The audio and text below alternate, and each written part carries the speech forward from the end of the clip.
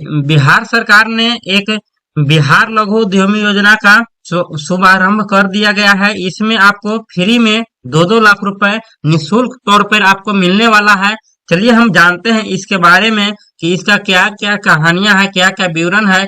इसमें बहुत सारे कैटेगरिया दी गई, जैसे कि आप देख पा रहे होंगे कि बिहार लघु उद्यमी योजना में आवेदन करने की प्रक्रिया आपका जारी कर दिया गया है। यहाँ पर एक आवेदन करने के लिए लिंक भी प्रोवाइड कर दिया गया है।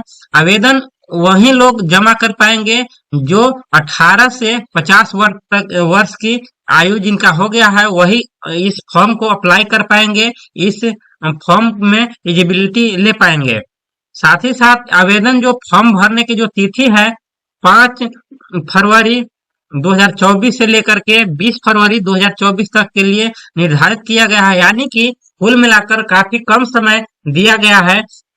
और इसमें आपको और बता दूं कि इसमें बहुत सारे जो दस्तावेज लगेंगे। दस्तावेज की बात करें, यहाँ पे आयु का सत्यापन संबंधी दस्तावेज लगेंगे, जैसे कि मैट्रिक सर्टिफिकेट जिसमें जन्म तिथि अंकित होना चाहिए, जन्म प्रमाण पत्र, पैन कार्ड, ये सब चाहिए। इसमें से कोई एक दे सकते हैं। और साथ ही साथ आप आधार कार्ड दे सकते हैं। आधार कार्ड तो मैंडेटरी है, इसको देना ही पड़ेगा। और साथ ही साथ आपको आवासीय प्रमाण पत्र देना है और जाति प्रमाण पत्र देना है और मासिक पारिवारिक आय प्रमाण पत्र जो अंचल से कार्यालय द्वारा निर्गत होना चाहिए।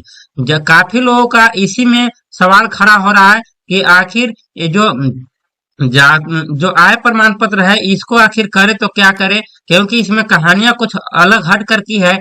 जैसे भी आप अंचल में जब आय प्रमाण पत्र बनवाने जाते हैं तो आपको 90,000 से नीचे के लिए आय प्रमाण पत्र नहीं बनता है। और ये जो फॉर्म जो है उन्हीं लोग गरीब परिवारों के लिए भरा जाएगा जिन लोगों के लिए वो मासिक आय जो है 6,000 रुपए से ज्यादा नहीं होना चाहिए, यानी कि 70,000 से कम ही होना चाहिए। ज्यादा यदि मासिक आय रहता है, आय प्रमाण पत्र में अंकित है, तो वो फॉर्म को रिजेक्ट कर दिया जाएगा। आपको फॉर्म भरने से कोई लाभ नहीं मिलेगा।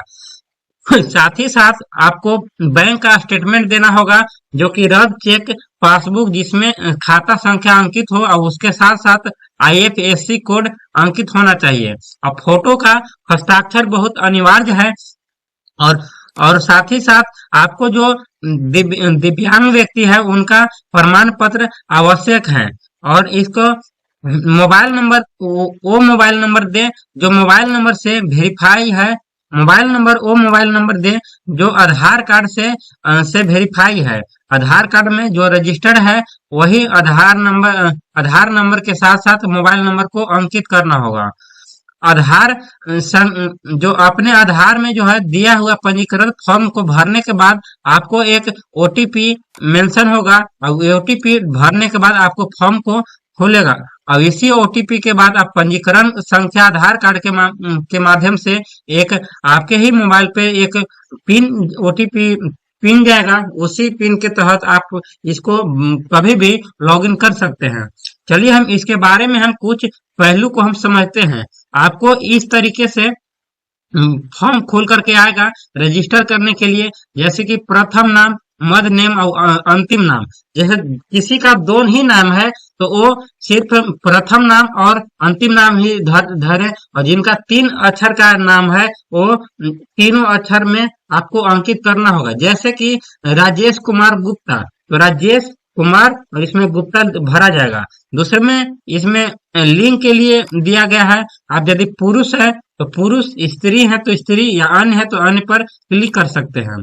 और इसमें जो है आधार कार्ड से जो मोबाइल नंबर रजिस्टर है वो मोबाइल नंबर भरना है।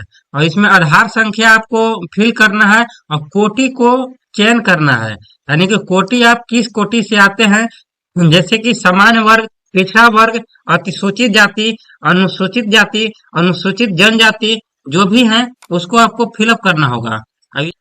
इसके बाद आपको जिला को सिलेक्ट करना होगा, जैसे कि अररिया, अरवल, औरंगाबाद, तरह तरह के अलग अलग हैं। जो आपका जिला है उसको आपको सेलेक्ट करना होगा। सेलेक्ट करने के बाद OTP पर क्लिक करना होगा। जैसे ही OTP पर क्लिक फॉर्म को सबमिट कीजिएगा तो अगला पेज खुल करके आएगा। अब चलिए हम बात कर लेते हैं इसके कुछ विवरण के बारे में, ये आखिर है क्या। सालों से चलता आ रहा था कि कब इसको उद्योग को लगाया जाए। हालांकि इसमें बहुत सारे मंत्री लोगों ने एक कैबिनेट बैठक में बैठ करके एक डिसीजन लिया कि काफी लोग ऐसे हैं, दलित परिवार हैं, काफी पिछड़े लोग हैं जो कि सालाना के 70,000 रुपये से भी कम कमाने वाले हैं। वो काफी अति पिछड़ा वर्ग के लोग आते हैं। उन लोगों के लिए जो है वो 2 लाख रुपए मुफ्त में अनुदान दिया जाएगा। यानी कि इसको लिए आपको एक बार बिजनेस करने के बाद, एक बार व्यवसाय गरीब लोग कर लेते हैं, इसके बाद आपको व्यवसाय को करने के बाद आपको दोबारा सरकार को पैसा चुकाना नहीं पड़ेगा। यानी कि पूरी बता दूं तो ये निःशुल्क है। जो भी पैसे सरकार के तरफ से अनुदान राशि मिलेगा वो पूरी तरीके से सिक्योर रहेगा और आप ही का रहेगा। इसको दोबारा आपको देने की कोई जरूरत नहीं है। अब इसमें जो है आपको 2-2 लाख रुपए मिलने के लिए अप्लाई करना होगा। अप्लाई करने के बाद एक काउंसलिंग किया जाएगा। इसके बाद आपको एक लॉटरी सिस्टम के तहत, समझ लीजिए कि लॉटरी सिस्टम की तरह किस्मत में किसका आ जाए कोई पता नहीं, लेकिन लॉटरी में यदि आपका किस्मत चमक गया, आपका आ गया, तो आप बहुत अच्छे मुकाम हासिल कीजिएगा, अच्छे अपना रोजगार को, व्यवसाय को आगे बढ़ाइएगा, डेवलप कीजिएगा, अपने घर द्वार जो है अच्छी तरीके से संचालन कीजिएगा। और साथ ही साथ इसमें जो है पहले बता दूं कि इसमें जो है फिलहाल ही में एक सरकार ने एक जनगणना जारी किया था। जनगणना जारी करने के बाद पता चला कि 90 लाख लोगों को ऐसे लोग हैं जो कि ये 6,000 रुपये मासिक आय से भी कम कमाने वाले हैं।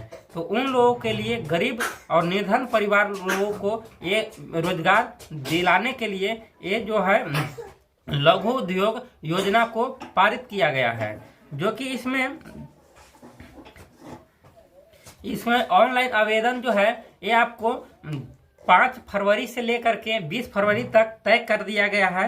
और ये सभी परिवार के लिए मुफ्त में 2-2 लाख रुपए दिए जाएंगे।